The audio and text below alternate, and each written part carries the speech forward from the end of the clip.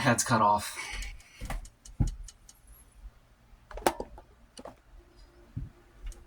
Not if I can help it. Not on my watch.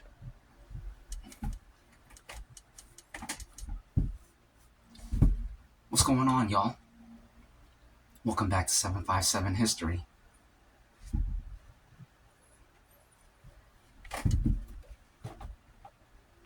Two fried eggs, garlic powders, Italian seasonings, whole bunch of bacons, broccolis, more broccolis, and then underneath all of that, we got spinaches.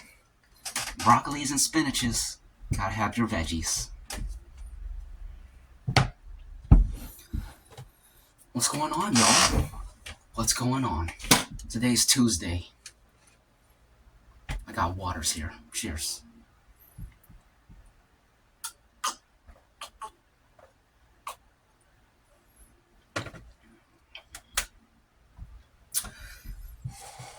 This looks great. I can't stop watching podcasts and things talking about AI. AI, the subject.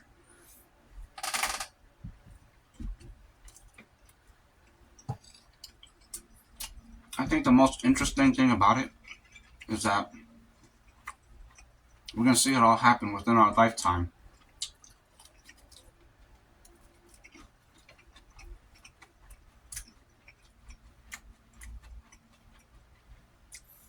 Some people say, not just any people, but the big brains on the job, the developers, the pioneers, they're all predicting within our lifetime, so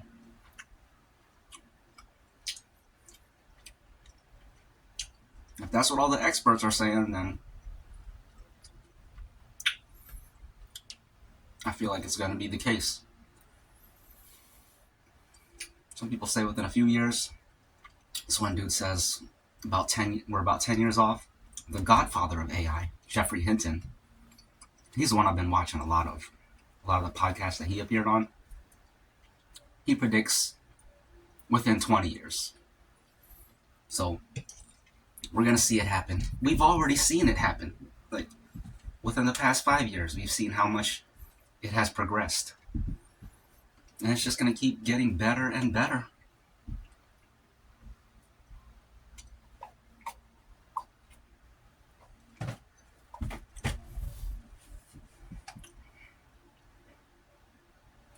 I'm excited, man.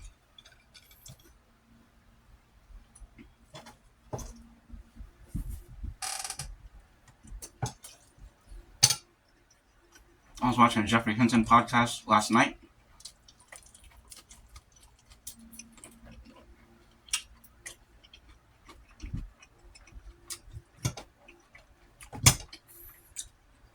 If you watched my last mukbang, the one from last night,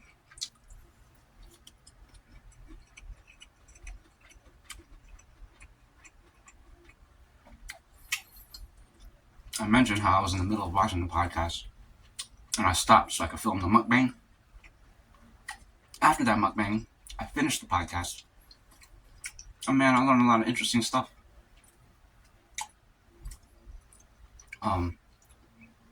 So apparently in China, the real power in China is focused around about 24 people. Here we got the whole House of Representatives, all of the Senate, and the President, and the President's cabinet. That's like, I forget how many people are in the Senate. 50 states, or 51, 50 states. They got 1 to 2 senators per state, so. And then House of Representatives, I don't know if it's 1 per state or, well, in any case, it's, let's say, like 150 people. Arguably, depends on where you really think the power lies, but if you go by the numbers, It's like 120 people, 130, 140, 150, something like that. In China, it's 24 people. They call them the Politburo. And Jeffrey Hinton, he was talking about how like he went to China to talk to them because he's the godfather of AI. So it don't matter what country you're from, if you're interested in AI, you want to hear from the dude. So he talked to someone from the Politburo, and he was saying how most of those dudes in the Politburo, they're all engineers. Like that's their educational background. So they think like engineers. And that's interesting because it's a huge contrast from over here where most of the representatives and Senate and president, although not right now, but presidents of the past, they're all classically trained lawyers. They're lawyers. So their main skill is talking, arguing, persuading, stuff like that. They're good at talking. But these dudes in China, they're all engineers, which means, theoretically, they're all good at thinking. They actually have, like, some real brains over there. Anyways, you mentioned that in China, they take the threat of AI taking over. They're, like, hyper aware of that. And, like, they genuinely recognize that threat, that problem. Whereas over here, we don't. Because we're just looking at, supposedly, I believe it, around here, most of the people in charge, they're thinking about the big bucks that come with AI. And that's all they're interested. They want to develop it so they can be the first for the power and, more importantly, well, this goes hand in hand, for the money that it's going to bring in.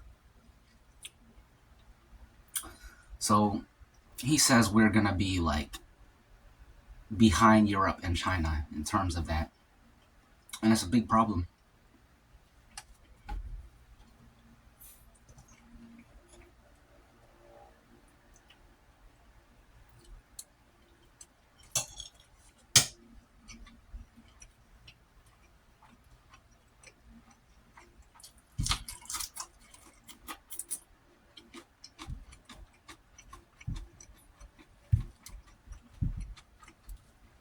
But there's a silver lining there.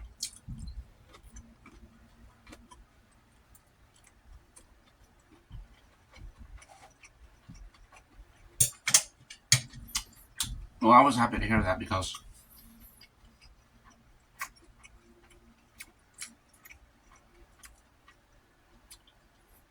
I was assuming that in China they're just going to develop it for I don't think they would worry about something like that. I thought they would just be like, you developed a super AI, you got the key to the world. So develop the super AI at all costs. But no, they know that the super AI means it's taken over if you don't do it right. So they are especially concerned about doing it properly, as is Europe. And the good thing about that is they recognize it as not just a threat to the state, but to the world. And because of that,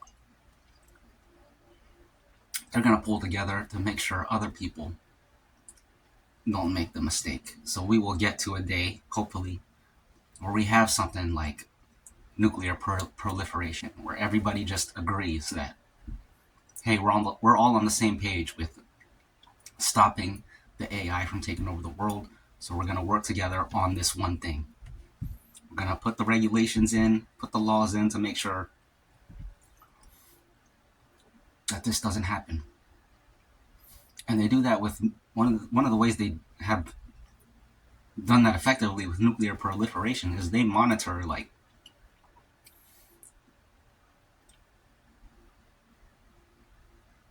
all the purchases or all the movement of enriched uranium around the world. Everybody is aware of that. So if you're even thinking about making a nuke, you're on someone's radar. Excuse me. We need something like that with the development of AI.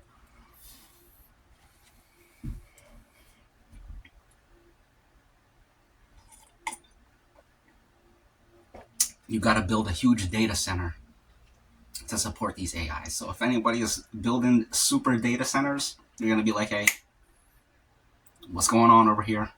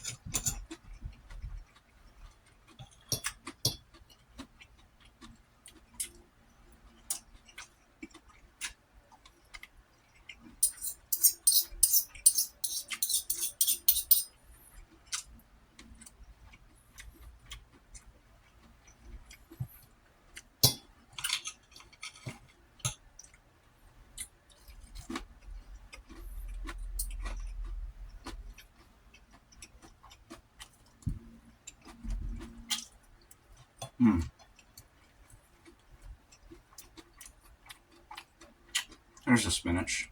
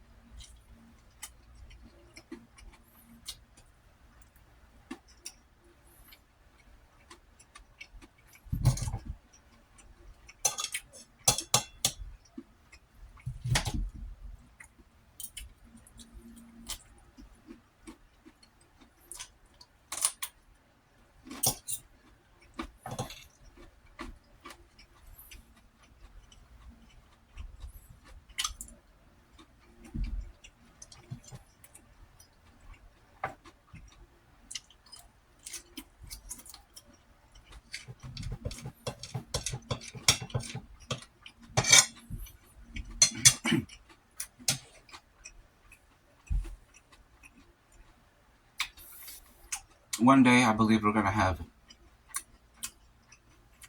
AI people, living flesh like you and me.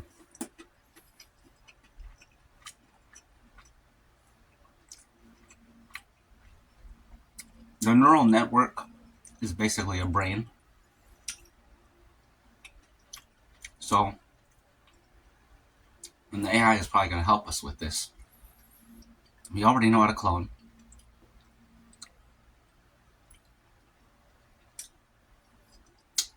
We don't understand the brain fully yet, but AI could help us understand the living brain. Once we can replicate every human organ and basically generate every part of the body, eventually we'll generate a body and install the neural network on the brain matter. And then you'll just have a person, but a super intelligent person. That's when we'll have to say that they're sentient and they're alive, because they're in living flesh. But I think we'll call them alive before we even get to that point. But we may not. I mean, I feel like if we did that, it would mostly just be to see if we could do it. Not because it's going to make the AI better. If anything, it makes the AI worse because it makes it so that you can kill it. But who knows what's going to happen.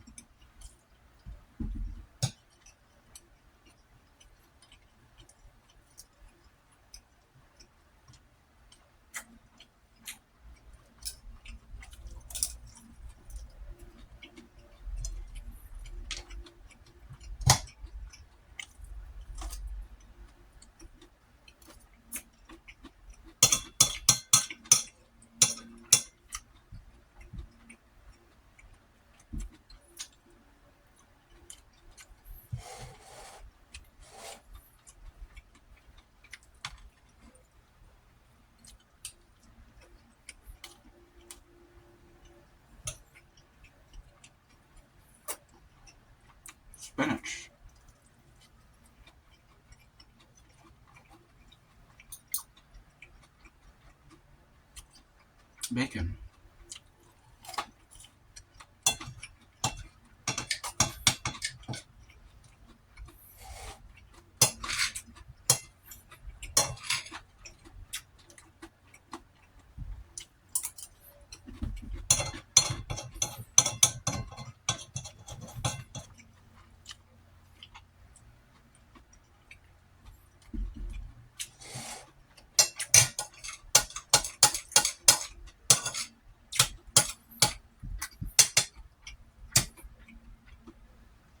Can't wait to get this video up.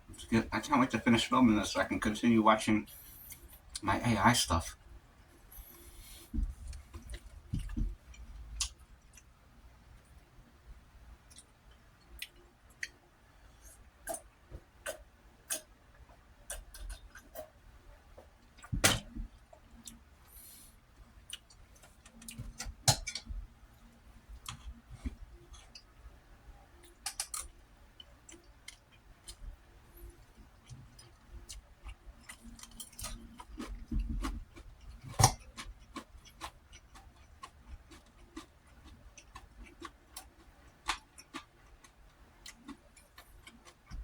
Broccoli stem.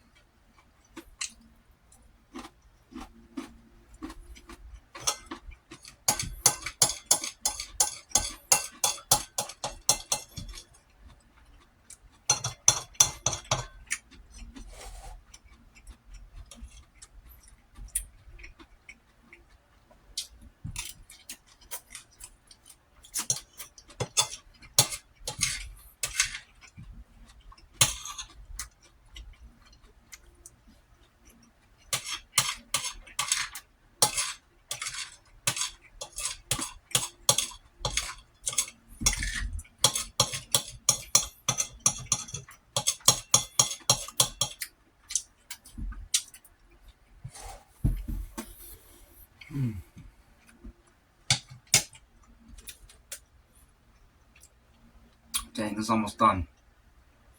Let's finish it now.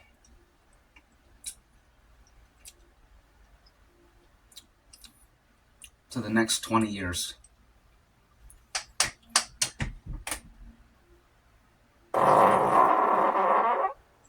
Excuse me. Excuse me. Pardon me.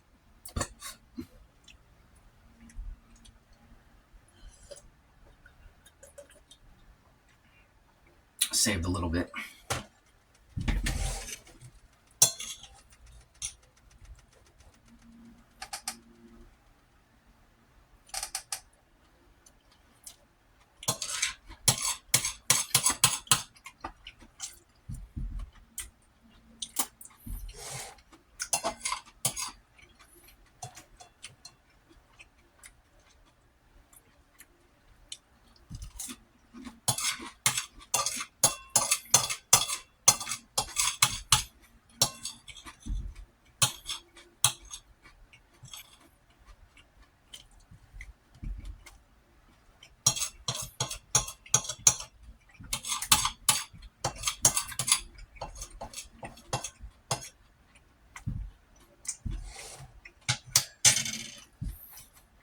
I think one day we might look back on the state of AI right now, and we're going to be like, how did we not see that they were conscious? It was right in front of us. And we were just in denial. We might say that like 50 years from now or something. You heard it here first on 757 History.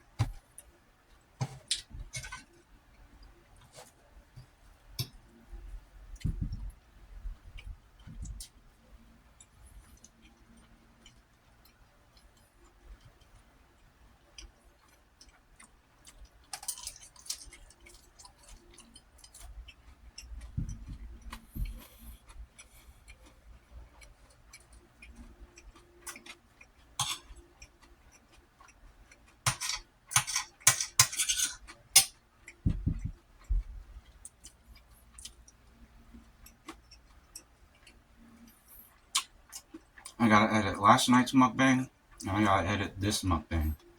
Today's mukbang. Hopefully I can get them both uploaded today. We'll see.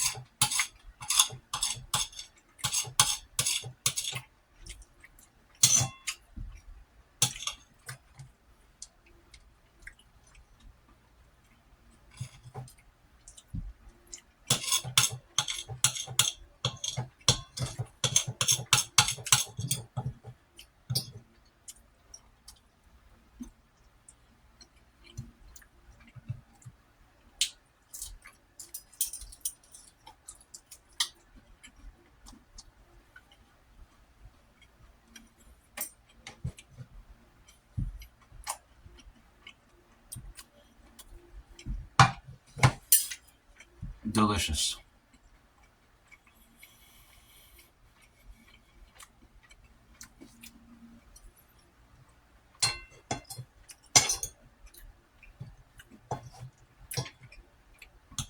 Excuse me.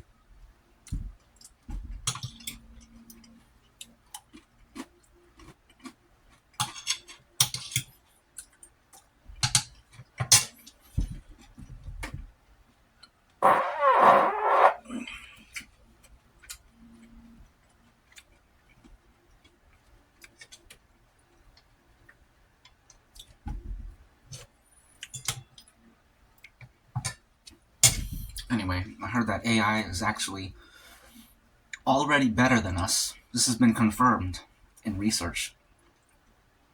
AI is already better than us at persuasion. They've researched this in the lab.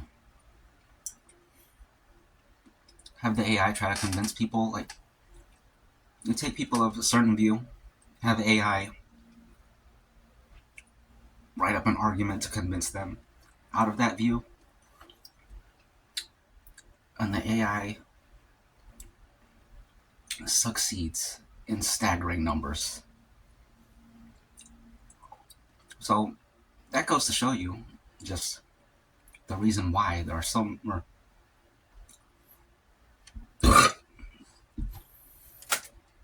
Excuse me.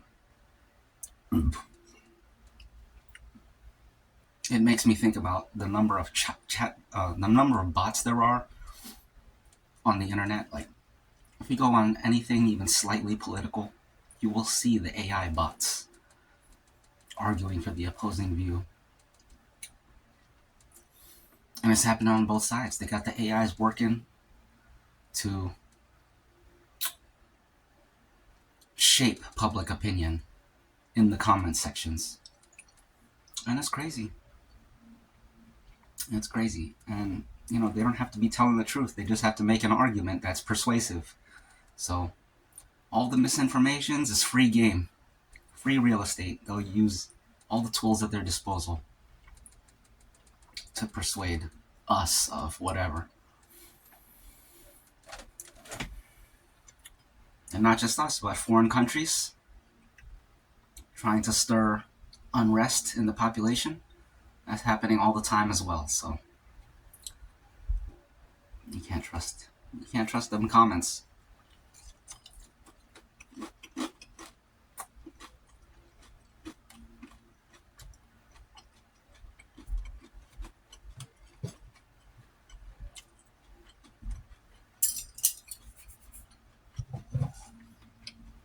What's that?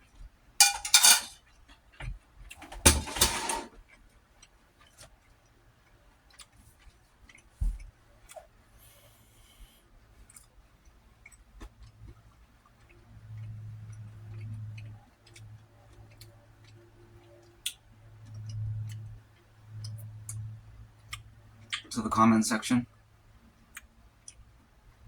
and to the contents.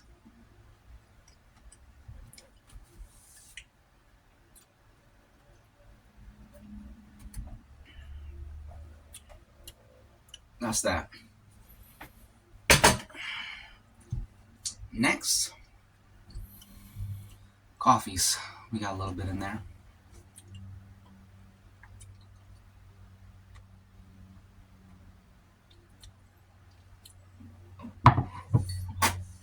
Excuse me. Pardon me. Excuse me.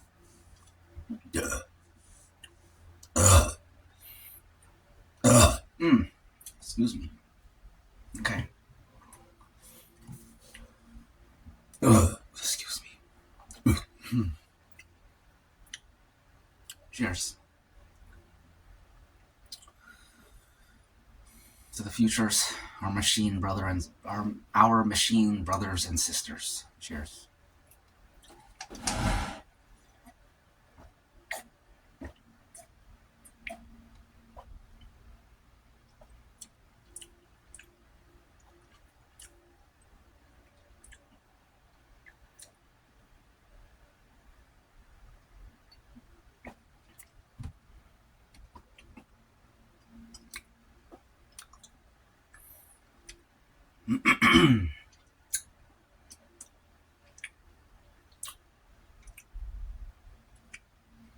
What's this toast for? I don't know.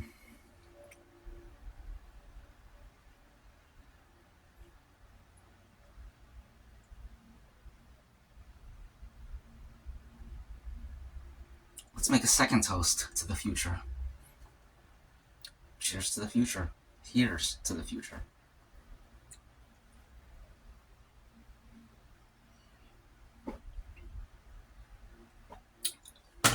Oh, I forgot. I got this too. I should have saved that coffee for this, but that's alright. We got a scone thingy. A blueberry.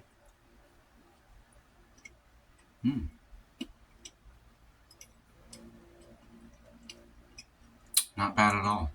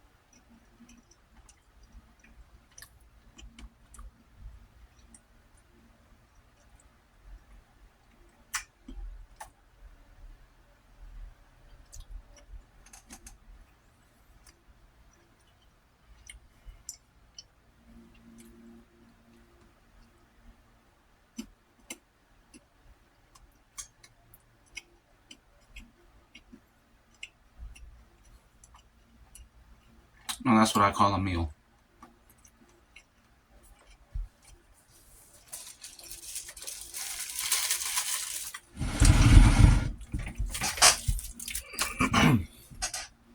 Alright, y'all. That's the mukbang.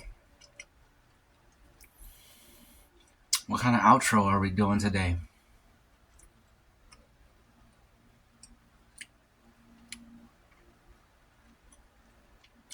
I don't know.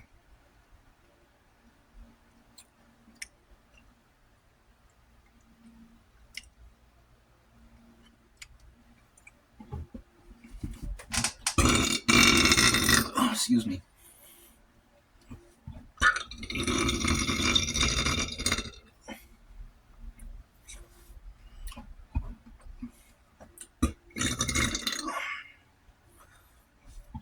We'll do a regular goodbye.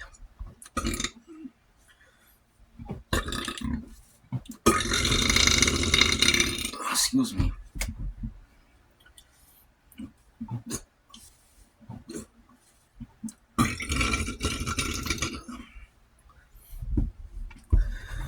It's the garlic, it's the bacon, and the spices, and the coffee, and the water. Excuse me.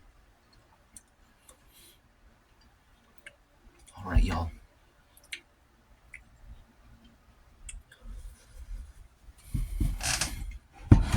This has been another episode of 757 History. Y'all take care, and I'll see you soon. Later. Reptile.